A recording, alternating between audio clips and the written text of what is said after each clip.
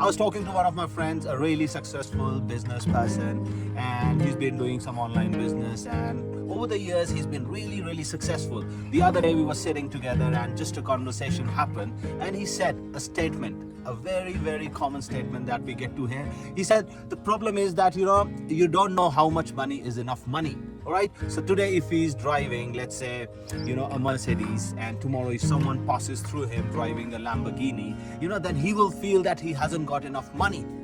All right, tomorrow if he buys that Lamborghini, all right, but if he happens to go to Abu Dhabi, he will see someone driving a Lamborghini made of pure gold.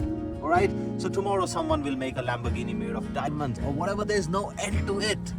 How much money is enough money? All right, the property of our mind is that it focuses on one thing and it discriminates all other things. And when we think from our mind, no matter how much money you have, it will never be enough, because you are living a life of relativity. All right, what that also means, your focus on money will also make you avoid your health. It may make you avoid the family, the values for which you are making all that money. One of the most popular books, Alchemist of all times, it says a phrase that the real treasure is where your heart is. But if your heart center has already moved to the mind center, what will happen? It will make you live a life that is lopsided. Right? So once you have enough money, and deep within you know it is enough, right? Get that mind back to the heart center. This universe has provided us every single thing. All right, when we talk about the heart center, it is also the balance center.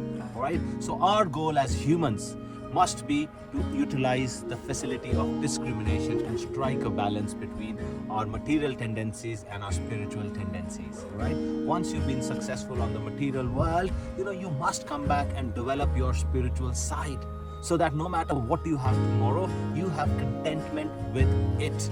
You can enjoy this present moment. You can make this moment a real treasure that you enjoy. And if you can enjoy today with whatever you have, tomorrow what will happen? It will also be filled up with joy, excitement, consciousness and awareness. So every time we go out there, we must keep asking ourselves, right?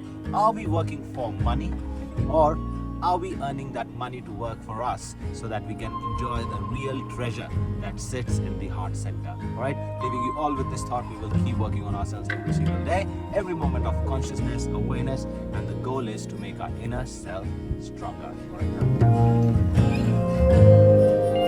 right.